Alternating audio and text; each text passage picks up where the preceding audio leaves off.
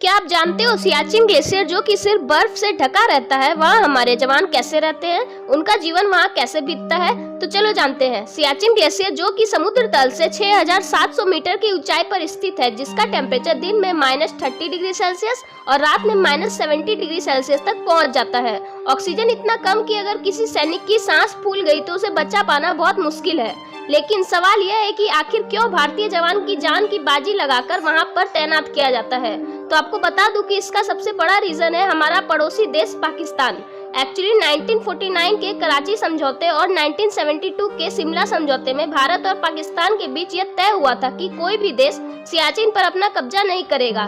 लेकिन पाकिस्तान की नीयत खराब होते देर न लगी और उसने इस इलाके पर कब्जा करने के लिए अपने सैनिकों को भेजना शुरू कर दिया, जिससे भारत की सुरक्षा पर खतरा बढ़ गया। कहा जाता है कि 80 के दशक से ही पाकिस्तान ने सियाचिन पर कब्जा करने की तैयारी शुरू कर दी थी। पाकिस्तान की हरकतों को देखते हुए भारत ने अपने जवानों को सियाचिन जैसी कठोर परिस्थिति में रहने के लिए अंटार्कटिका भेजना शुरू कर दिया। पाकिस्तान अपने चाल चले उससे पहले हम कदम उठाना चाहते थे। पाकिस्तान के कब्जा करने के 3 दिन पहले ही भारत ने अपने जवानों को वहां भेजकर उनको धूल चटा दी।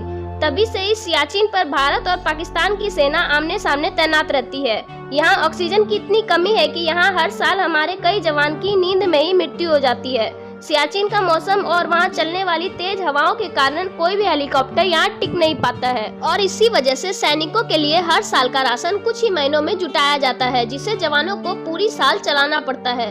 ठंड का हाल कुछ इस कदर है कि कोई भी जवान अपने शरीर का कोई भी भाग सिर्फ 1 सेकेंड के लिए बाहर निकाल दे तो वह अंग तुरंत ही जम जाएगा और उसको तुरंत ही काटना पड़ता है। अगर उसे तुरंत नहीं काटा गया तो शरीर में हाइपोथर्मिया बढ़ने लगता है और कुछ ही मिनट में जवान की मृत्यु हो जाती है। यहाँ पानी पीने के लिए भी भारतीय जवान को कड़ी मशक्कत करनी पड़ती है, क्योंकि यहाँ पीने का पानी बर्फ के रूप में रहता है, जिसे पीने के लिए पानी को कई घंटे तक उबालना पड़ता है और कुछ ही मिनट के अंदर उसे पीना भी पड़ता है। यहाँ पर जवानों को कई महीनों तक नहाने, टूथपेस्ट करने और यहाँ तक कि सेव करने की भी इजाजत नहीं दी जाती है।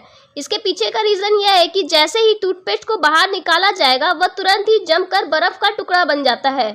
साथ ही यहाँ पर जवानों की स्किन ठंड की वजह से इतनी नाजुक हो जाती है कि जरा सी खरोंच लगने पर वह फट जाती है और खून बहना शुरू हो जाता है। घाव कई महीनों तक ठंड की वजह से नहीं ठीक होता है। मतलब कि यह जगह हमारे जवानों के लिए बहुत ही बेरहम और दर्दनाक है। सैल्यूट है हमारे जवानों को।